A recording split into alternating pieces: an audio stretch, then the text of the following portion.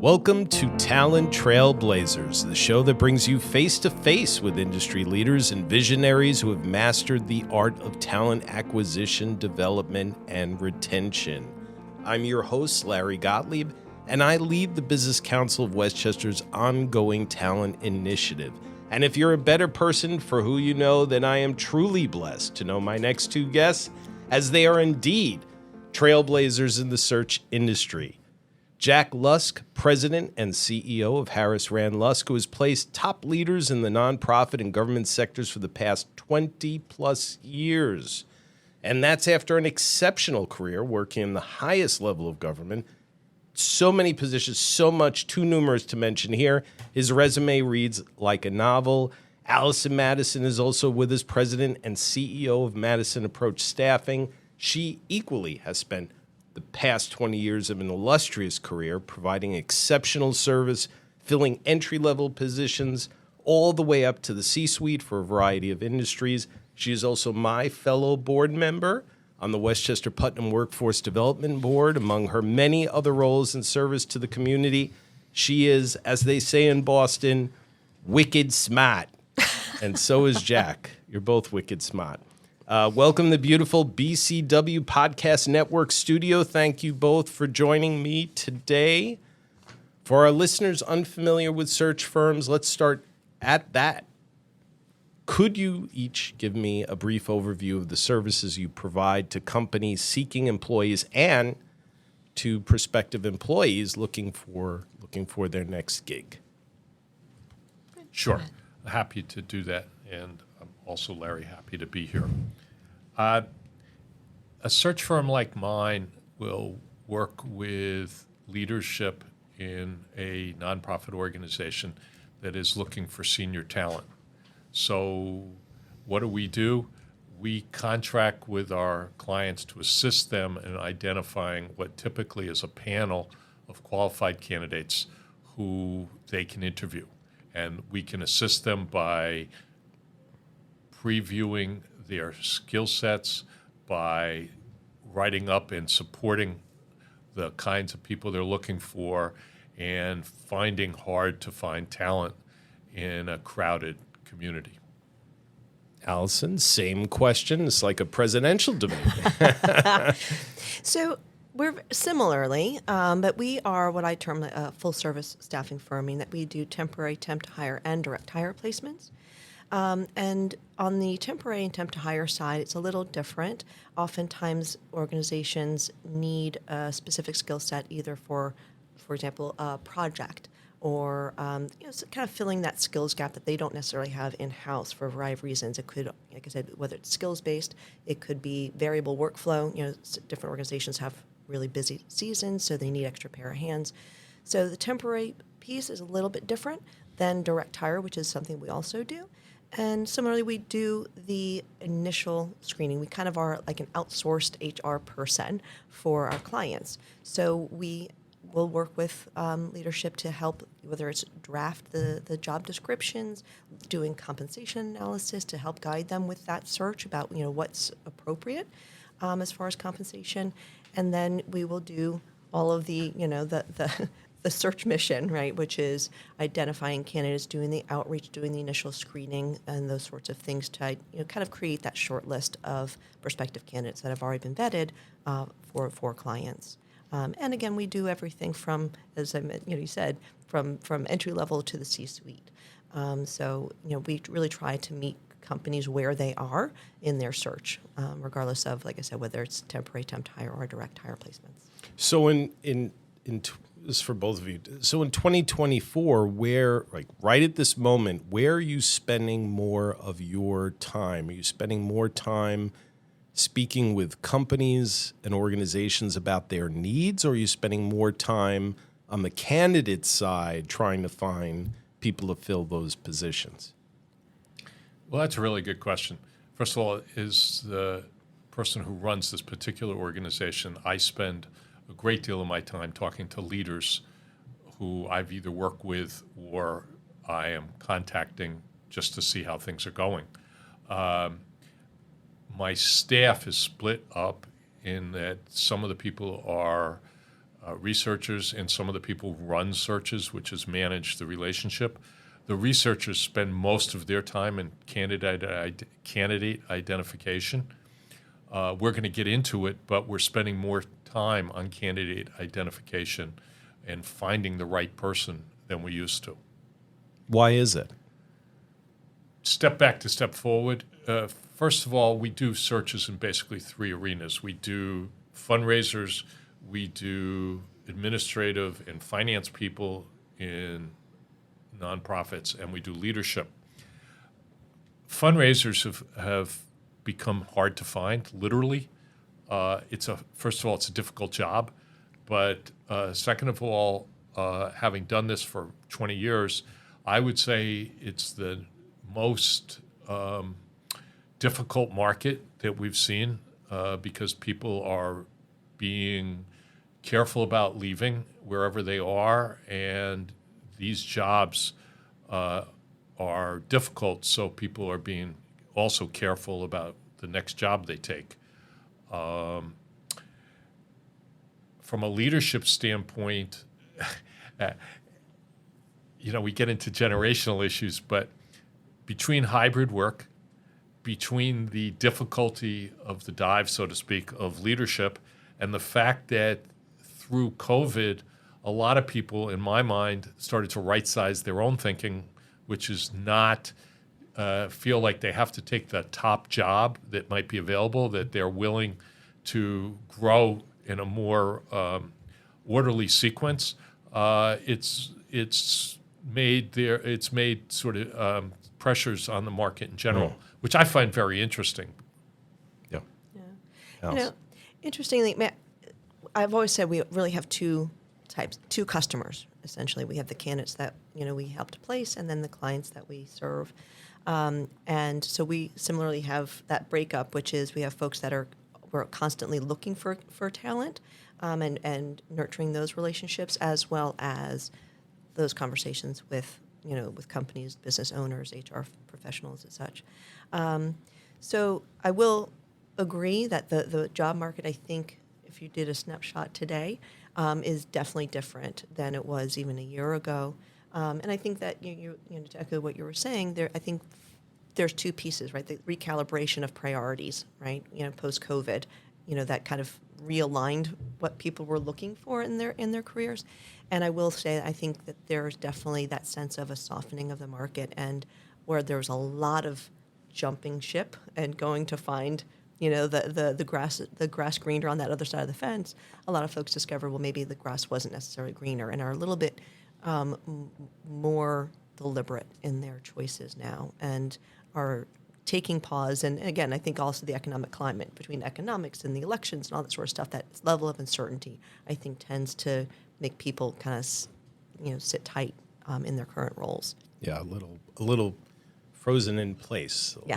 A little bit going on. I think as a general matter, we're a funny both leading and lagging indicator. We're a lagging indicator from the fact that businesses aren't spending money necessarily on new hiring. So you see that, but we're a leading indicator because we tend to reflect what's going on in the workplace as well as anybody. I always say, you want to have information, we're about the most interesting neutral parties there are, because we're only dealing with what we're told. We don't make this stuff up, even though there's always the tendency to want to do that. Yeah, no, there's a lot of truth to that. And for those out there, you're listening to Talent Trailblazers on the BCW Podcast Network, and talent is what we're focusing on today with Jack Lusk and Allison Madison. You were talking before, throwing out some different things that I think I would categorize as trends that you're seeing. So what are you seeing? What are the biggest trends that you're seeing in the search landscape? And that could be by client or on the folks searching for their next job. So, I think there's definitely those shifts, right? It's like that. You can tell that the water under the frozen river is moving, and nobody really knows where it's going to crack. Good analogy. And so I think as far as folks that are looking for work, I think that is definitely the trend, that as you alluded to before, is the being much more deliberate. And I don't think folks are necessarily looking for that that career ladder, that insane push for that 60-hour work week and what have you as the norm. So I think that. And that goes from everyone, even from entry-level folks. They're looking much more for organizations that, kind of respect people's lives, right? I mean, right. And even like I said, even entry-level folks are asking those questions. Well, like what happened? What about paid time off? What about sick leave? What about these sorts of things, right? And similarly, I think for organizations, I know we'll probably get to that conversation about the hybrid and remote thing. I see a lot of folks that are organizations that are pulling back from that, and whereas before I felt as though that they had to offer it, in order to attract prospective candidates. Where I think a lot of organizations are now pulling back, which may also be part of the reason why a lot of folks are sitting tight because they're seeing, hey, the job's out there. I might have a hybrid role now, and there's nothing. Hybrid out there anymore. Right. But on that point, I just want to drill a little bit deeper on that one because I'm really curious for both of you, your opinion on this, which is, my personal theory is things happen within a snapshot of time, within a window of time. So you have to look at all the economic conditions out there. And we've had relatively low unemployment numbers for very long stretch of time. Yeah. And so similar in the real estate market, you talk about buyer's market versus seller's market. I still wonder if the unemployment number started to tick up, if we heard or felt that a deeper recession was underway, would people still be saying, damn it, I'm keeping my volleyball lesson time with my hybrid schedule, and I'm not giving up? Or would they say, you know what, I'll take a $30,000 pay cut, forget the hybrid, I'll come in, I'll wash windows, I'll babysit your children? What do you think, Jack, about that? Well, I look at it from two pieces. First of all, a lot of the work we do is for organizations that provide service delivery for communities, social service, or support, and those people have to be there 5 days or 7 days. Coverage. Yeah. Not all their staff has to be. So you even have a dichotomy there where some organizations have people working every day and some organizations have people working hybrid. For organizations who want to go national, hybrids turned out to be a blessing. So one of my clients is pulling back from that. We're just starting a search for an organization that does support for a particular health condition, and they've been working hybrid around the country, and they're pulling back to their New York offices and reconcentrating. I think my clients appreciate hybrid to the extent that they can have it in their offices because they like it, honestly. My board members all seem to feel like hybrid's something that's perfectly okay. I like it if you can organize it. And so most of the candidates we talk to have some sense of wanting to have a little more freedom. But the quick story I was going to tell is I think it's more generational than that. In this, I'm lucky to have a couple of grandkids who live in my community. When I was raising my daughter, if I took her to school, I was the only dad.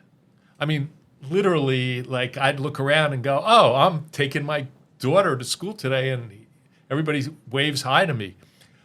I drop my granddaughter off now. She's a second grader at the same school that my daughter went to, and half the people are dads.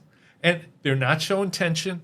They're not looking like they're running to the train. They're settled in a sort of involvement that I really applaud. And my daughter's friends are all of the view that keep having the dads involved and having that kind of work environment is very positive for their lives. Mm-hmm. So to me, that's the push-pull. Yeah, I would have loved that. And now- Allison. So, I mean, on the hybrid issue, I think there's you touched on the idea of nonprofits, but there are a lot of organizations where certain portions of their staff have to be on site, and I think that creates an equity issue within an organization. And if you have these like carve out categories, well, some folks have to show up and these folks don't. It creates, I think, tension, around, kind of levels of and hierarchies, and certainly knowledge professionals are then treated, have preferential benefits than those that are more hands-on. I mean, the bus drivers Correct. that are looking at Jack's Right. granddaughters, the dad's dropping them off and Correct. say, "Hey, I have to Right. run off," Yeah. Or Yeah, I get like I that. said, that, or like the direct support professionals, the folks that are really doing that line work, right? So that's a piece of it. And then I think one of the other pieces of why a lot of organizations are looking at pulling back is that the regulations and all the payroll stuff, right? And the laws that that apply to PTO and are different from California to Omaha to like all these different places, and trying to manage all of those things. And during COVID, it was kind of a little loose.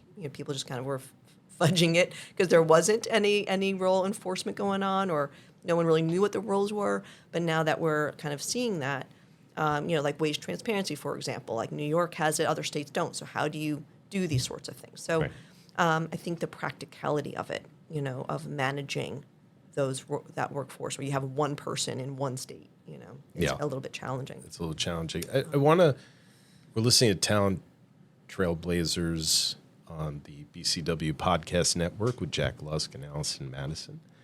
I want to go back to this idea on the trends, and there's been a lot of media coverage lately of two very specific trend lines. One is college students that are graduating college.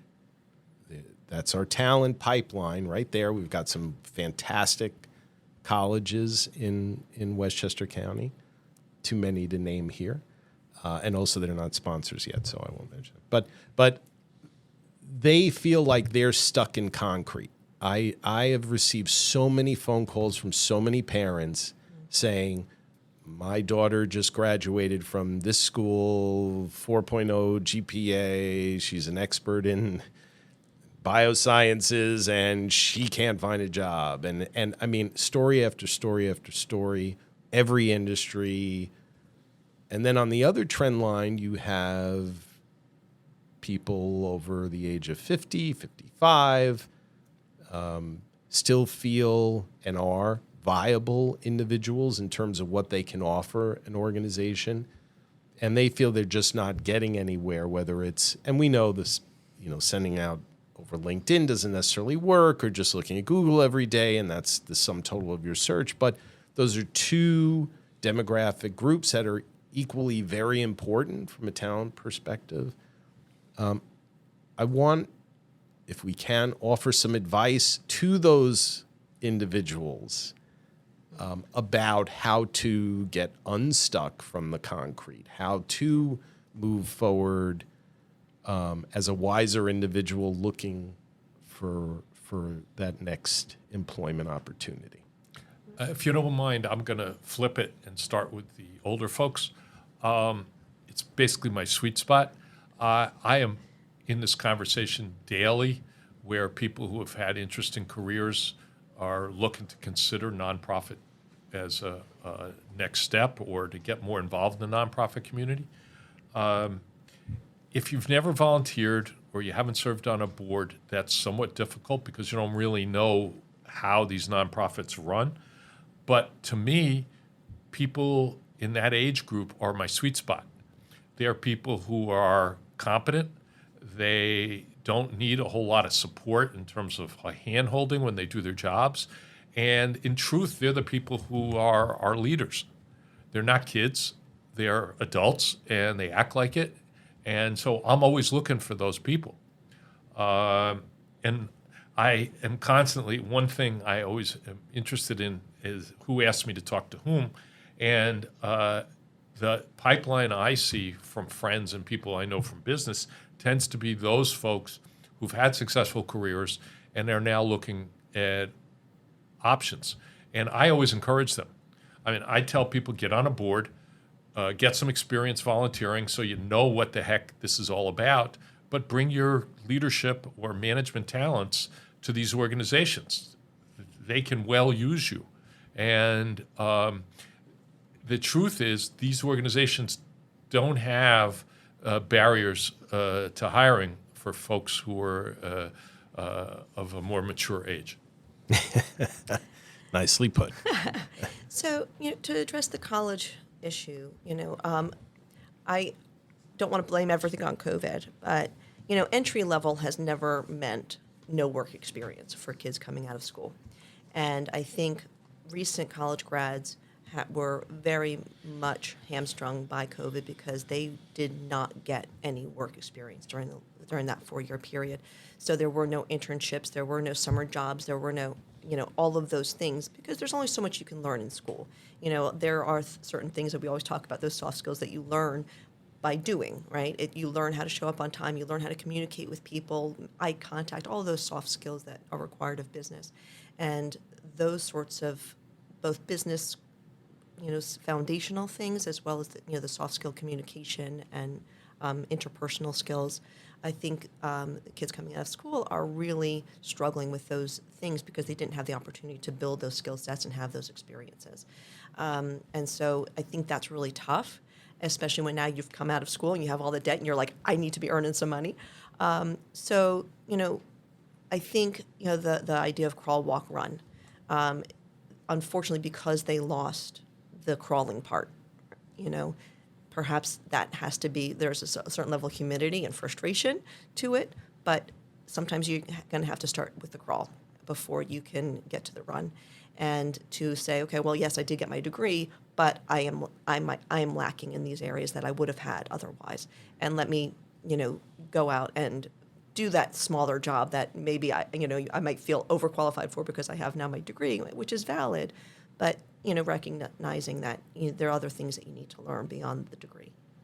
Yes. Crawling is a good place to start. Sometimes it starts with drooling, then crawling, and then we go on to walking. But I could spend another hour talking to the both of you, and maybe we'll have a part 2, but we're going to close it up here and say with that, thank you to Allison Madison of Madison Approach Staffing and Jack Lusk of Harris Rand Lusk. As I said, both wicked smart. And if you want to just quickly let folks know how they could reach out to you, you both have websites. And if you want to give me those addresses. Yeah, I would say very quickly, our website's harrisrand.com, easy. And we have a nice site. People can see the kind of work we do. But I just want to make a pitch in general that people don't seem to understand, and it always sort of fascinates me, that knowing search people is a good thing in your career, that we tend to be pretty wise about this stuff.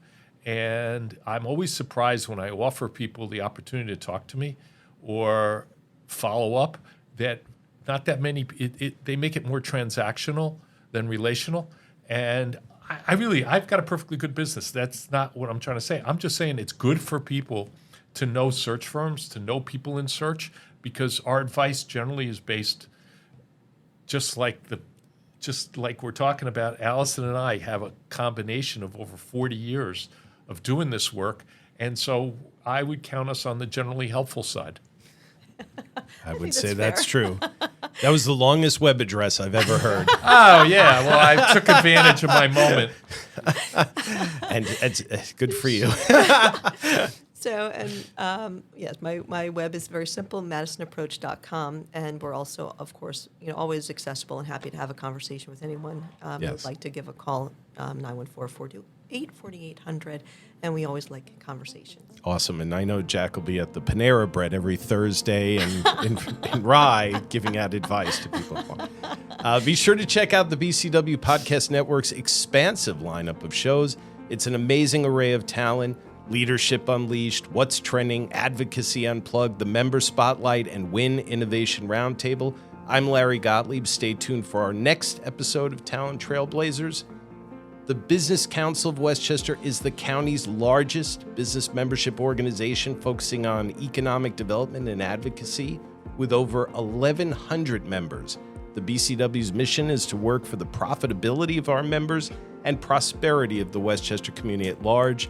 To learn more about the BCW, you can find us at bcw.org. That's thebcw.org. Thank you and have a fantastic day.